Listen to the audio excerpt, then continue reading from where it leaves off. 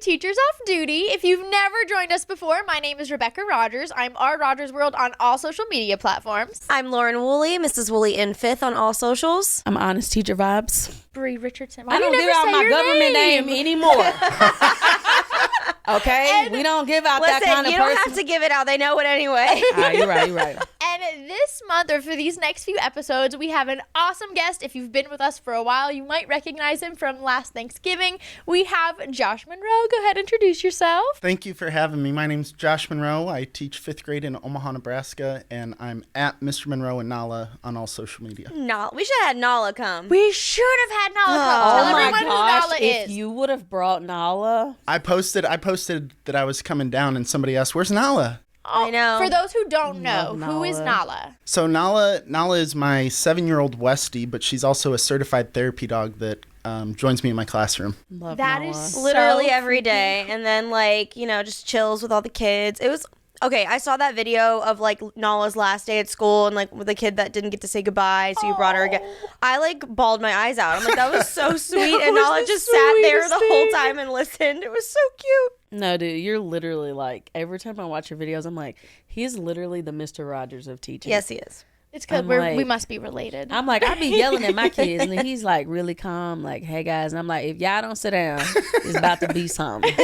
And I'm like, maybe I should try to be like. Listen, Mr. I'm not Monroe. gonna lie. There were some moments this year where, after something had already occurred, I was like, now how would Josh have handled this? And I'm like, I do that sometimes. Not the way that I just did. Josh but Monroe might be one Shark of the breaths. nicest humans ever, but it's so interesting because Nala is a therapy dog, and something that we are going to be talking about today is some of the reasons that teachers really need summer break or therapy, the trauma that they deal with during the school year, and just need the summer to really just get through it, deal with it, get their lives a little bit more together. Can you imagine now? I was just gonna say, and we know that we literally just had kind of a discussion like this in a past episode, but a lot has transpired since then, and I think we all know what we're talking about here. So we're gonna, kind of talk about a little bit of that, and our thoughts on those things, and just also, our last episode was why teachers are leaving, but there's still a lot of teachers who are not leaving, and they still have to deal with all the crazy, all the trauma, all of the insanity that they have to deal with from the year. Wouldn't y'all say that a lot of teachers, y'all know I do the teacher stories series on YouTube, and from listening to those teacher stories, the amount of teachers across the United States that have developed PTSD because of some of the things that they deal with from teaching is astounding. Well, I know some of the stories that some people have sent me in the past, and I remember I was on the phone with Bree talking about, the teacher that got sent to the hospital, and she was like, do you mean the one that was choked by the computer cord? No, the one It's ridiculous that there's so many different stories. And if you aren't familiar with either of these stories, one that someone sent me was a student approached a teacher asking, wanted to talk about their grade, wanting to raise their grade. This was on the news, right? Right. It was in the news.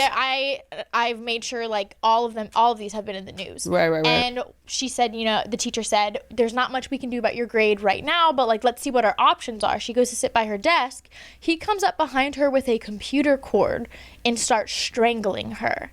And she wakes up and just on the floor, and he's trying to put a cabinet over her. That's horrible. And he's yelling at her, and just trigger warning, just for anyone listening, can you hurry up and die? Just hurry up. Was that in the article? Yes. Wow. Yes. It's Did you see one of the this, only Josh? things that she remembers is that he was just standing up over her because I guess help was coming and he knew it, and he was just yelling at her, hurry up and die. See, but the sad thing is that for a lot of people, that's not uncommon. I mean, and I talked about this in the last episode about this, but in the district I used to teach in, it wasn't uncommon for teachers to get hit or kicked or scratched or punched or things destroyed. And it's you can only take so much of that before it starts to really eat away at your soul. And I feel like having a teacher, I know you're probably y'all hype me up too much, but please continue. No. But your students deal with a lot of trauma. They come from homes and backgrounds where some of them endure daily trauma. Some of them have had big trauma events. some of the ways that like that student, the way that he reacted to that teacher, imagine if he had a teacher like Josh who was trauma conscious, right, and who had a therapy dog, how different. Because your kids are going to always remember my 5th grade teacher. I remember the way that he talked to me. I remember the way that he cared. I remember the grace that he had for me. And I remember he always had Nala in his classroom. Mm-hmm. Like, that would have been, that particular thing is probably changing the trajectory of some of your kids' lives. Yeah, I think the way that we talk to kids is ultra important, right? Right, like, right. They need to know that we care for them, but it's also important that we get stories that you guys are telling out there too, right? Like, I don't think a lot of society realizes what teachers deal with. Right. And you and I teach elementary, so it's one thing if we get kicked by a kindergartner or even a 5th grader. It's different when you're talking about kids that can really kill you. That are bigger than you. That are bigger than you. Right. Right? And if you're not trained in like CPI, which is crisis prevention, what do you do? Right. Exactly. Right. Because I heard a story about a teacher that's getting in trouble for breaking up a fight where this kid had a stapler, but he pushed him away and they're suing the teacher. Like, stuff like that's not okay. For just pushing a kid? For protecting himself. Yeah. But he wasn't trained. He wasn't doing it the correct way. I'm sorry, but if a kid's coming at me with a stapler, I mean, I wouldn't even think about that. That would be like a reaction. Right. We have a right to protect ourselves. And I don't think a lot of society realizes those types of things that we deal with daily because our students have gone through trauma. The craziness is a lot of, like, just going based off that story that you told me. I thought of another story. Yeah, Becca does this every single episode, and we love it because we love her. She is America's storyteller. But the problem is a lot of times, like the big problem is there aren't procedures in place of teaching teachers or helping teachers in those kinds of situations. Another follower sent me another story that teaches a special needs class. Right? And there was one student... self-contained or inclusion? Yes, like self-contained. Yeah. And one student was very aggressive, very physical with the other kids, very aggressive with the other teachers. And one day he was, having a meltdown, and one of the teachers was like, we need to separate him, help him calm down. Mm-hmm. So she took him into another room. Within 5 minutes, they heard her on the walkie screaming for help. Mm-hmm. By the time they got there, she was completely, like, unconscious on the floor. She needed surgery, and it's this is a special needs child. There's a lot that he can't help, but at the same time, there are not procedures, there are not things in place to help that teacher. There's clearly not enough staff. The school is not they're not supplying the teachers with what they need to be able to help these students. Right. So, like, on one extreme, we have kids who are just purposefully aggressive, going and targeting teachers. Then we also have kids who need additional support, but the support isn't there. Yeah. And in both of these extremes, we have teachers who are really suffering, who are going to the hospital, who are having surgery. And I know that last week we talked about teachers that are leaving because of it, but there are still a lot of educators who are trying to power through and be there for these kids. And how do they deal with this over summer, knowing that they could be next? Well, self-contained too. Like the teachers, the stories that people send me, a lot of their stories have to do with teaching a self-contained SPED class, and those self-contained SPED classes, y'all, they do not have enough teachers. They do not have the supports that they need, and it's almost like sometimes they justify, oh, well, I know the teacher, their arm got broken or they got hurt really bad, but what can they expect? They're in a self-contained class. And I'm like, just because the class is self-contained doesn't mean that the teacher, there shouldn't be some protections and some policies and procedures in place. Exactly. Because wouldn't you agree, Josh, that like in your classroom, policies and procedures and structure helps cut down on a lot of, like, it helps prevent a lot of 100%. Yeah. And that's something that I love about my school, is that we have a lot of those things in place. And when a student gets to a place that they have shown they can't be successful in our classroom, there's another building that they go to. It's not self-contained. It's called SBS. So it's for skills and behaviors. Okay.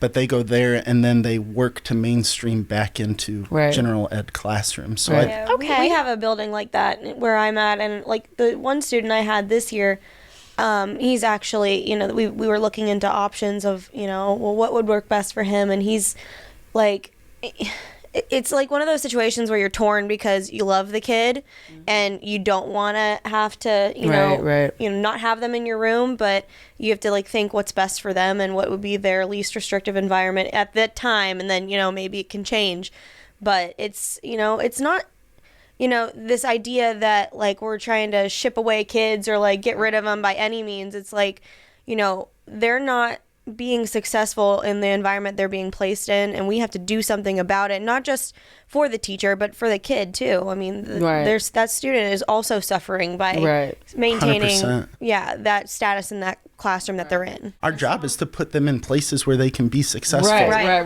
That doesn't always necessarily mean it's my class, and that doesn't mean that I don't love you as a person. Absolutely. And I'm going to help you be successful. And it's also sorry, Brie, go ahead. I was just going to say, like, summer break is a time, because a lot of times during the school year, things are so crazy, teachers don't have time to process the things that are happening to them. Mm-hmm. So summer is a time where I feel like teachers can, even teachers that are moms, like the times like we can spend extra time with our kids, or we can have time to process the school year and all the stuff that happened to us, because like some of our kids that grew up enduring daily trauma, there are teachers that go into schools and they endure daily trauma, whether it be a kid in their classroom that's tearing up their classroom because they're having a tantrum or they're having a meltdown and there's no systems and structures in place, whether it be an overbearing admin, whether it be another colleague. Like I know sometimes as a teacher, there are certain behaviors that kids exhibit that when you walk into your classroom for that particular classroom as a teacher, you may not realize it, but you automatically have anxiety in your body. Yeah. So summer to me like is a time where you can process the things that happened during the school year. You can rest and relax and spend time with your family. But unfortunately, a lot of teachers don't really get to relax over summer because they have to have a second job, or, their kids are out of school and they're spending time with their kids. But a lot of teachers don't rest over summer break because they don't make a lot of money. So they have to work a second job. Just a reminder, we don't get paid for the summer months. Let me make a clarification. I'm tired. No, I got to make a clarification because with the one episode we talked about like the misconceptions of teaching, and we mentioned that we don't get paid over the summer. There were a lot of people that were like, well, I get paid over the summer. I'm not saying you don't receive a paycheck. I'm saying you're getting paid for those 180 or 180 whatever days you work during the school year, and it's spread over 12 months. Right. You're not paid. They're not getting summer. paid. You're not actively earning income in the summer when you're at home. Just spread it out. Just had to clarify. Yeah. I don't understand, like, anytime we either as a podcast or individually or like teachers don't get paid for summer, there's always a few people that are like, well, I do. No, you get paid for the 10 months you're in school. Just because you spread it out over the year doesn't mean you're getting any more money. Right. You don't get paid for summer months. The amount of things that people think they know about teaching and think they know, it's like you wouldn't be able to walk a mile, like you would literally run out of our classrooms with your hair on fire. Everybody thinks I had a teacher, so I know how to be a teacher. And I went to school, so I could be a teacher. Like, it's an entirely different ballgame. Like, okay, so another reason teachers need summer break is, we obviously know what's been in the news in recent weeks, the tragedies that have been going on across the country. The one in particular I'm speaking about, I'm sure everyone knows, Uvalde, Texas. Mm-hmm. First of all, let me just say from all of us, our hearts go out to every single family that was affected by that tragedy. And it is honestly a disgrace to our country that things like that still happen here. And, I don't want to speak for everyone, but for myself, things need to change. And I'm already tearing up again. I mean, I'm so upset about it. I know. I get so angry. It's a tough subject to talk about, but it's an important one to talk about because there's absolutely no reason that we should have lost 19 lives. No. Like, there's no reason whatsoever.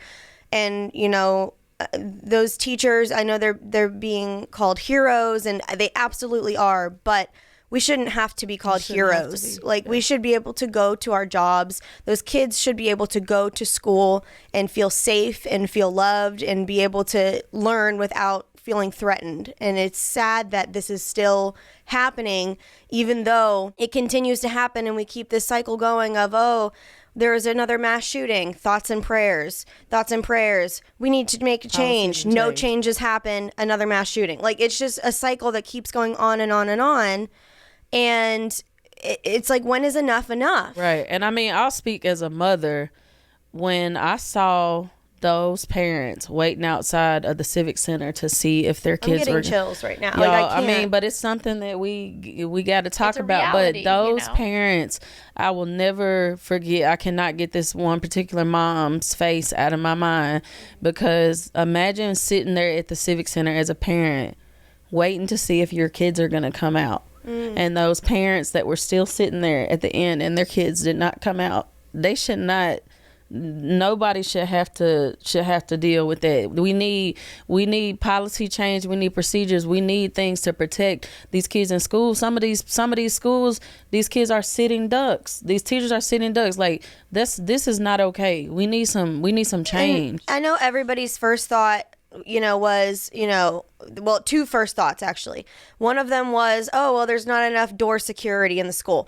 Do you know how much security there is at a school? There's usually, typically one way in and out of the school during the school day that you're allowed to enter and exit. Right. All of the other doors are locked at all times. There's no way to get in aside from the main school entrance. And even then, you have to be, at least at my school, you have to be buzzed in by the secretary. You cannot get in the building just, opening the door. Everyone's first thought, and I've seen it going around on TikTok. I know you made a video about it. I'm sure there are hundreds of other teachers that have replied to it, but there are people out there that are saying the solution to this problem with the guns is more guns by saying let teachers carry. And I'm going to be the first one to say, if that was ever put in place, I'm sorry, I don't even care if it's you can choose to carry. Nah. I'm out. I'm a quit. I don't care. I that's not the solution. More guns is not the solution. There are so many issues that I have with that. Oh, we'll just arm teachers. There are so many issues that I have with it. First of all, it really bothers me how, teachers are not trusted to do their job. They're not trusted to teach their curriculum. They're not trusted to use their degree. We're going to ban some of these books. You can't pick a library book, but you want to give me a gun?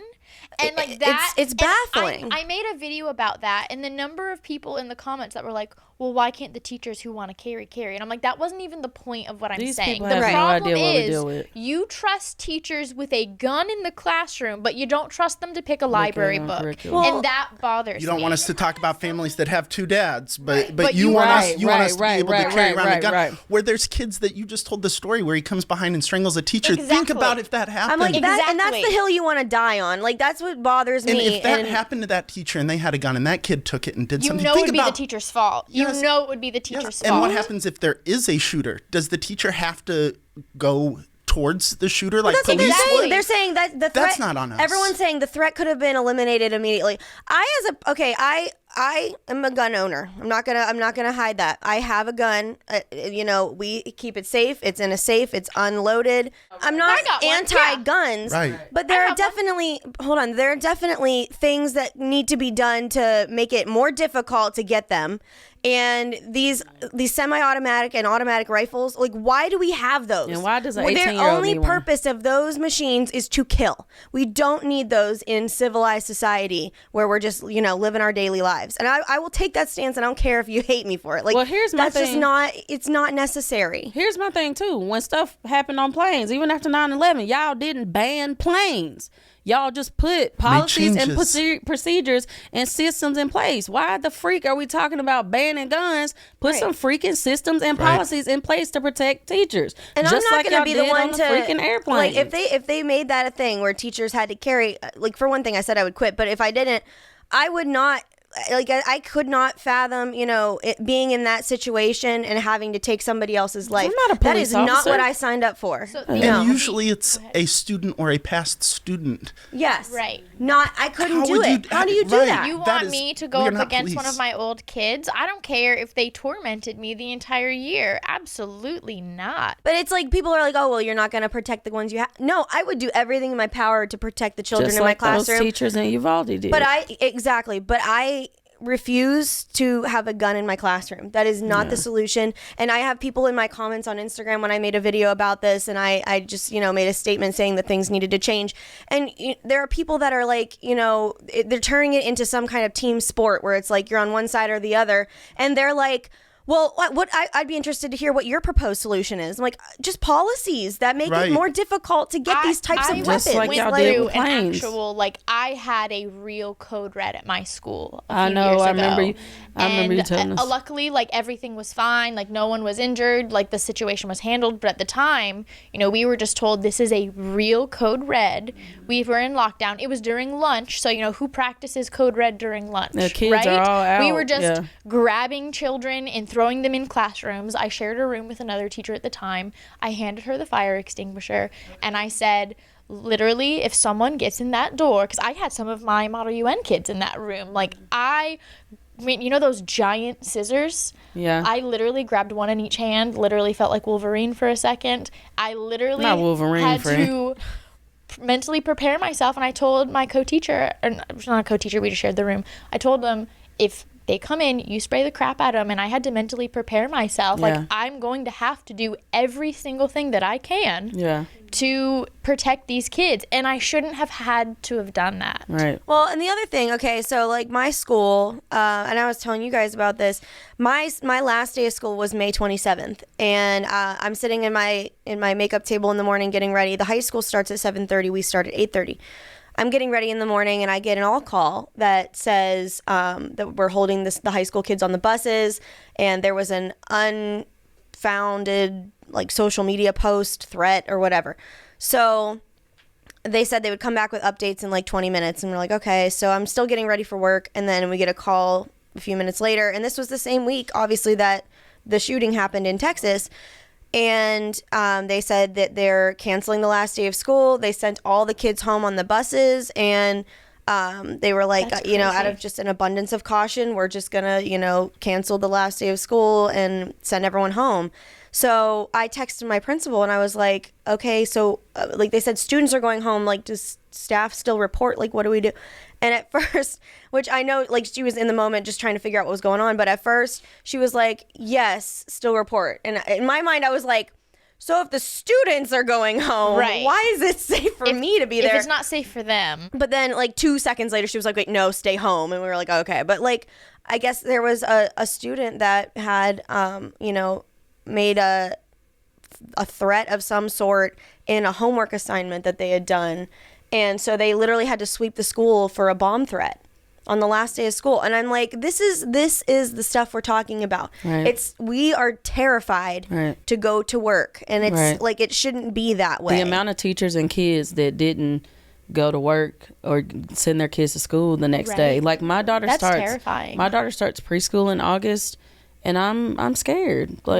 I'm scared. And I know people are like, don't live in a state of fear. I'm not living in a state of fear. I'm living in the reality of those parents in Uvalde, or those kids, the kids and the parents in Sandy Hook. If somebody had to call and tell me somebody shot my baby at school, it's not a state of fear. It is reality. Right, exactly. If we don't do something, if we don't make changes, we're going to repeat what we've done for the last 30 why years. Why is it okay that, one mass shooting takes place in other countries and they have an automatic ban on these assault rifles and weapons like that? And have you heard of another mass shooting in those places?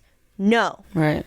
And yet in America, we just live in this reality of this cyclical, okay, there's a mass shooting, thoughts and prayers, mass shooting, thoughts and prayers. Bad people are always going to get guns. Yeah, and everyone's just okay with it. And it, every argument that I've seen, I've seen people break them down and kind of tear them apart. And then it boils down to, I don't care. I want my guns. And it's I hate to say it like that, but that's what it boils down to. If you really don't care about those 19 children and teachers that were killed for no reason other than, you know, someone with a mental health problem that was able to easily grab a gun at 18 years old. Right. Well, here's my thing, too. There's no excuse. Here's my thing, too. Why can you buy an assault rifle at 18? You can't buy a pack of cigarettes till you're 21, and you can't rent a car till you're 25, and your dang brain ain't developed all the way till you turn 25. Why can't you walk in a store and buy an assault rifle?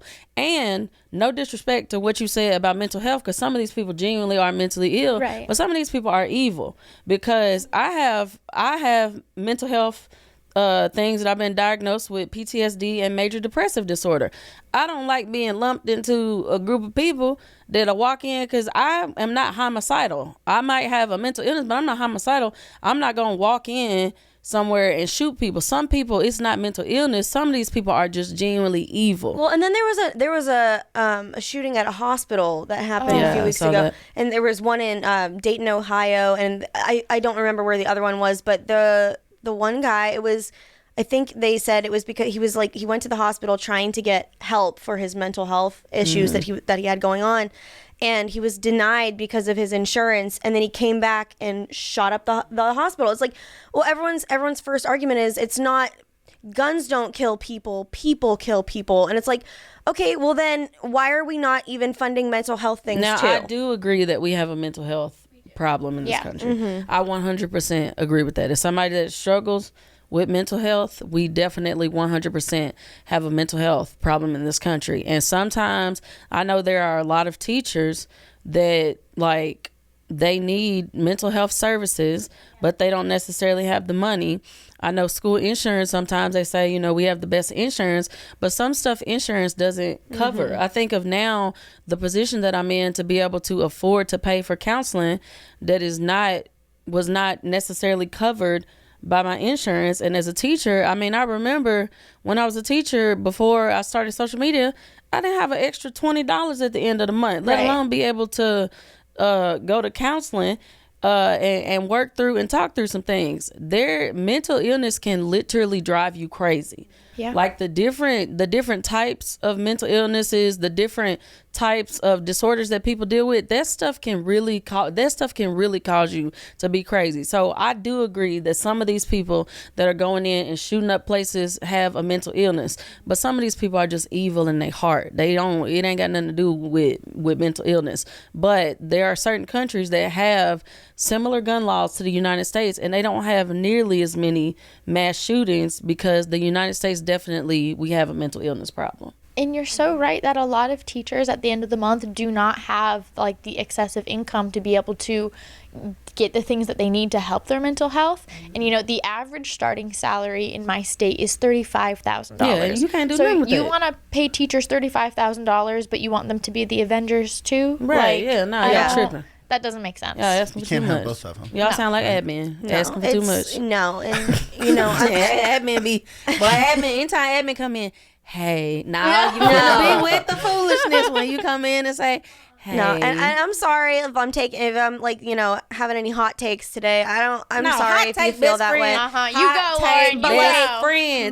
But this is something that really irritates me because it's something that we can do something about. Absolutely. And it's just like we're not doing anything at all. Because and it's like, gonna boil down to people arguing they side. Right. And I'm like, I asked somebody, why would you need an assault rifle?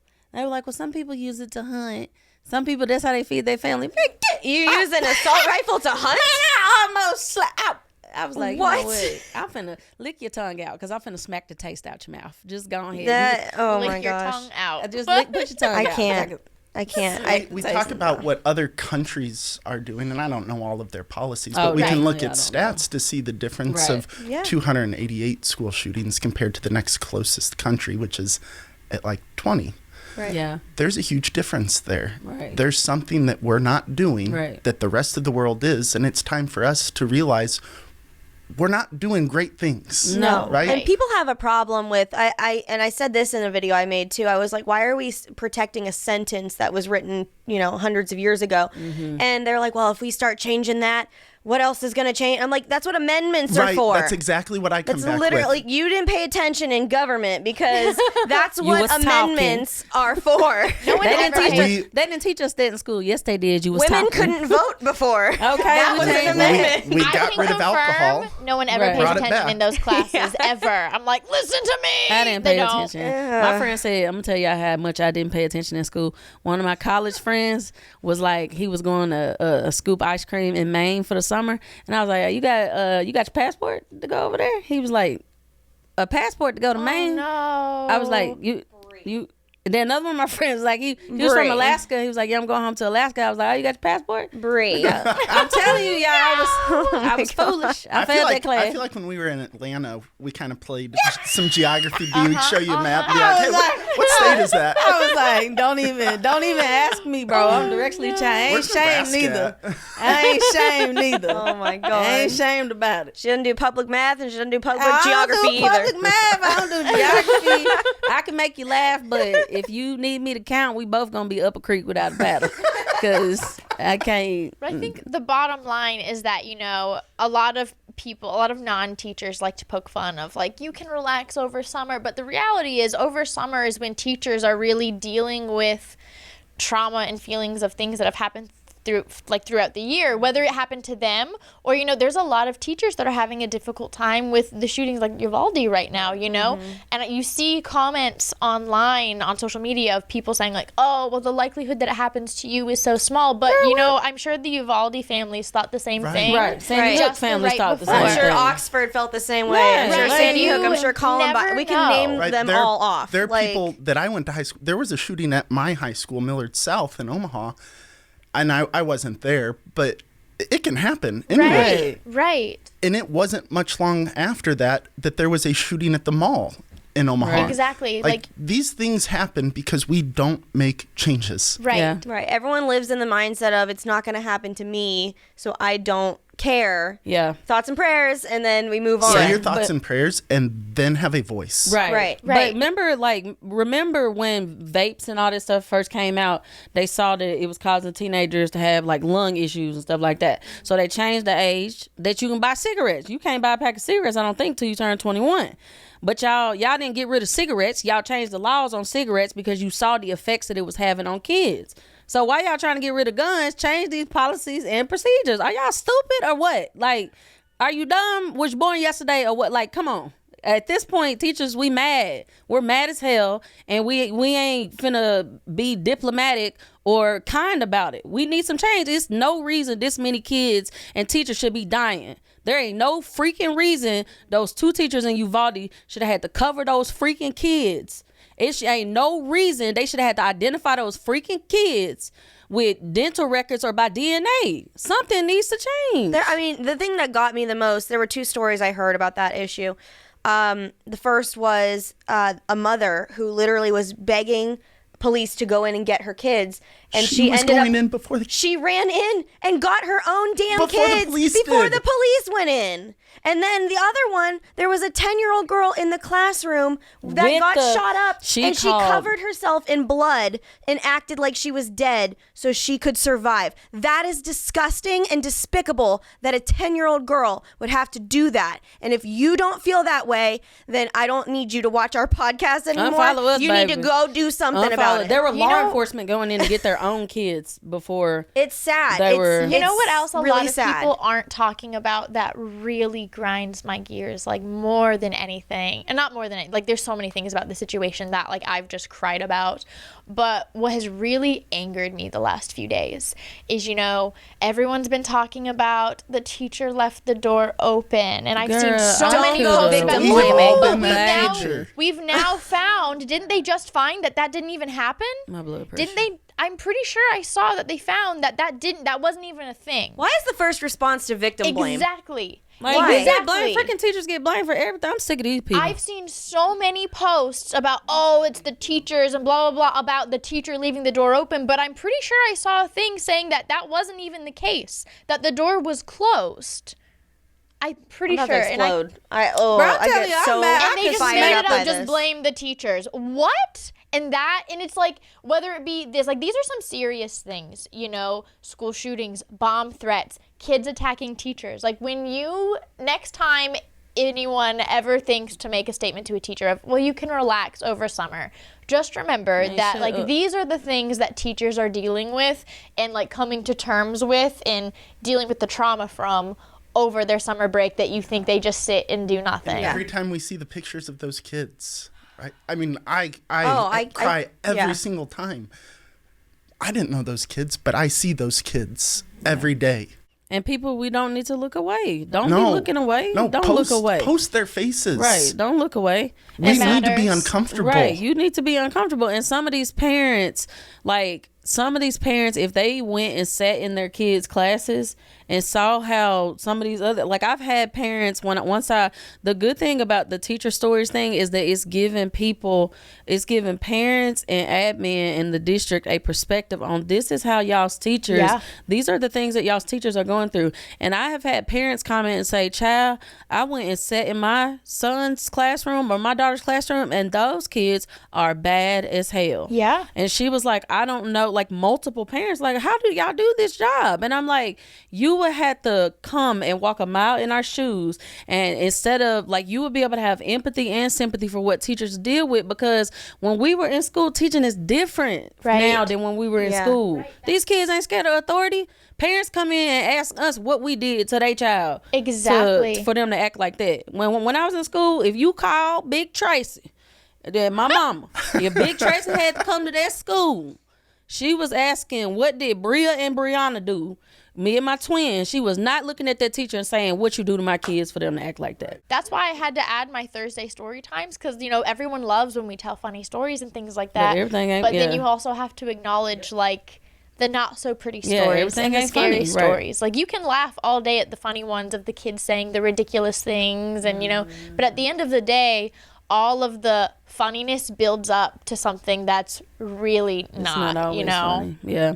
We know this was a heavier episode, but we wanted to address some of the things that are going on in education, and who would we be as teachers to not talk about what y'all are dealing with. And just kind of remind teachers know why they need summer break, but we just kind of want to remind everyone else, like, what teachers are really dealing with and reliving and coming to terms with. So, well, thank you guys so much for watching. We hope that you found this insightful, and, you know, we know we're not the experts on anything, but we just had to give our 2 cents on those things. But make sure you go and check out the YouTube video if you haven't seen it. Follow us on all of our socials, and then our merch shop is open now, so you can go to shop.boardteachers.com and get our off-duty shirts. I was wearing it, but we suck. Ain't nobody repping the merch. Because I wanted to wear do it next that time. one. You can get that one. You can get this one too. You can get that one. Mine so you looking can get a little the Teachers ashy. Off-Duty logo shirt, but we'll wear another one next episode. All right, guys. Love you. Bye, best friends. Bye,